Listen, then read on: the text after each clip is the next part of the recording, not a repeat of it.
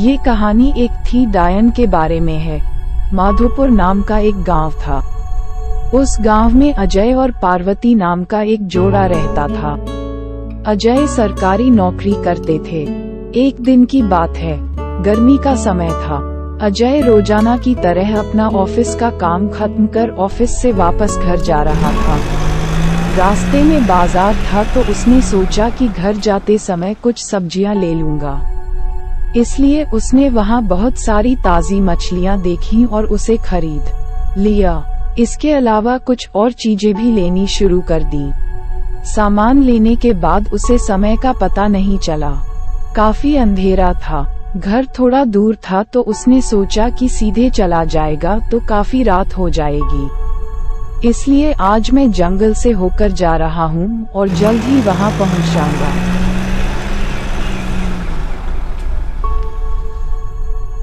उसने अपनी कार जंगल की ओर मोड़ दी। काफी अंधेरा था और अजय तेज गति से गाड़ी चला रहा था।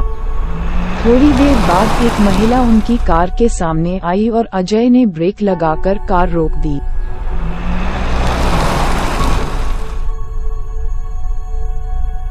अजय ने उस महिला को देखा। महिला ने बड़ा घूंघट पहन रखा था और वह जोर जोर से रो रही थी। अजय ने उससे पूछा कि तुम कौन हो तथा मार गार कहा है की रही हो में आसगे जंगल में का रही है। लेकिन वह अजय के किसी भी सवाल का जवाब नहीं दे रही थी और बस रो रही थी। उसकी चीखें पूरे जंगल में गूंजने लगती थीं। अजय ने सोचा कि शायद ये किसी मजदूर की पत्नी होगी जो भटक गई होगी। रास्ता बहुत सुनसान था, इसलिए उसने इस महिला की मदद करने के बारे में सोचा। फिर अजय ने कहा कि तुम मेरे साथ मेरे घर चलो, मैं तुम्हें सुबह छोड़ दूंगा। वह अजय के साथ घर चलने को तैयार हो गई और कार में पीछे बैठ गई। रिवाज के चलते उसने सिर पर घूंघट डाल रखा था, जिसके कारण उसका चेहरा छिपा हुआ था। अजय की पत्नी घर पर उसका इंतजार कर रही थी। जैसे ही घर के बाहर कार की आवाज सुनाई दी, पार्वती बाहर भागी। उसने अजय के साथ एक महिला को देखा तो उसने अजय से पूछा कि पूछो ये कौन है जो तुम्हारे साथ आए हैं। अजय ने सारी कहानी पार्वती को बताई। पार्वती की तबीयत ठीक नहीं थी, इसलिए वह खाना नहीं बना सकी। तो अजय ने कहा तुम आराम करो, इससे आज का भोजन बनेगा। लेकिन पार्वती को उस स्त्री पर संदेह था।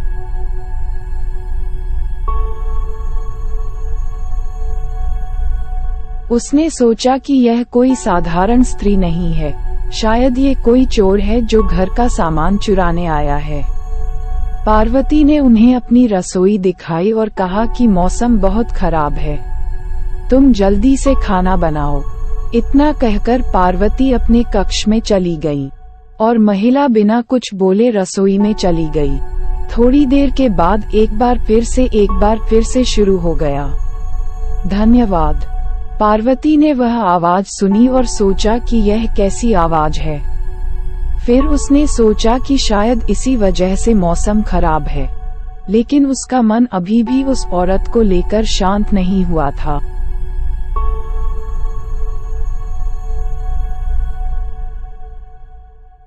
बीस मिनट बाद जब पार्वती वापस रसोई में गई तो देखा कि वह महिला अभी भी चुपचाप बैठी है। ये देखकर पार्वती को बहुत गुस्सा आया और पार्वती ने चिल्लाकर कहा, अभी तक तुमने खाना बनाना भी शुरू नहीं किया, जल्दी से खाना बनाओ, सभी भूखे हैं। महिला ने कुछ जवाब नहीं दिया और चुपचाप अपना मुंह ढककर बैठी रही। पार्वती ने कितनी बार उनका मुख देखने का प्रयत्न किया, परंतु नहीं देख सकी। तब पार्वती ने उनसे कहा कि चलो जल्दी से खाना बनाओ, अगर तुम्हें किसी चीज की जरूरत हो तो मुझे बुला लेना। लेकिन फिर भी वो कुछ नहीं बोली। पार्वती ने सोचा कि शायद ये अजनबी लोगों से डरते हैं, इसलिए कुछ नहीं बोल रहे हैं। पार्वती रसोई से चली गई, लेकिन जब 10 मिनट बाद वापस आई तो रसोई का नजारा देखकर घबरा गई। उनके पैर ठिठुर गए थे और गला रुंध गया था।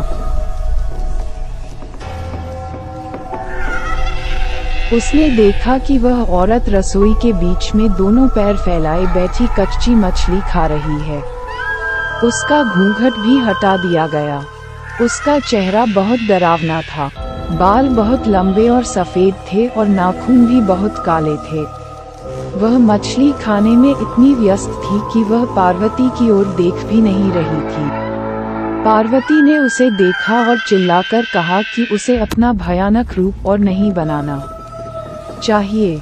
पार्वती ने धीरे से एक थाली उठाई और चूल्हे में जलते हुए कोयले उठाकर उसकी ओर दौड़ी और गर्म कोयले उस चुड़ैल के ऊपर फेंक दिए। जलन के कारण वह जोर जोर से चिल्लाने लगी।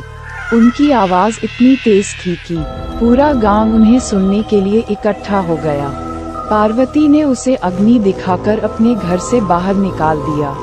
वह आग के डर से सीधे जंगल की ओर भागी। फिर वह कभी उस गांव में वापस नहीं आई।